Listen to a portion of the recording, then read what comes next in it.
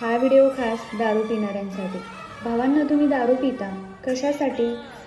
बरेचसे लोक सांगतात की बरेचसे मुलं सांगतात, पुरुष सांगतात की मी दारू पितो, मला खूप टेन्शन आहे, किंवा ती मुलगी मला सोडून गेली, किंवा मला कशाचं तरी टेन्शन आहे, घरचं टेन्शन आहे, या टेन्शनमुळे दारू पितो.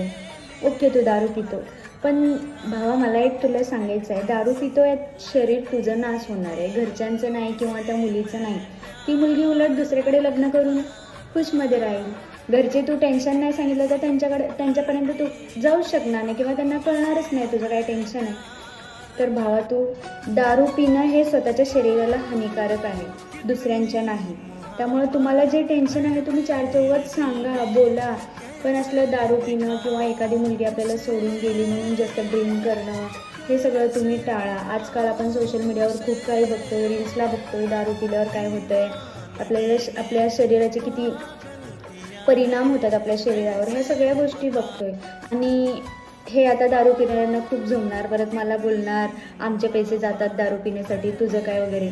त्यांच्यासाठी पण ठीक आहे, तुम्ही दारू प्या, तुमचे पैसे घालवा, तुमचं घर घालवा, शेत घालवा, किती एकर आहे सगळं विका, दारूच्या बाटल्या घरी आणून ठेवा तेवढ्या सगळ्या पैशाचे, नाहीतर एक बॅरेल भरून ठेवा, त्याच्याने आंघोळ करून घ्या, हौद भरून ठेवा, त्यात दिवसभर पोहत बस.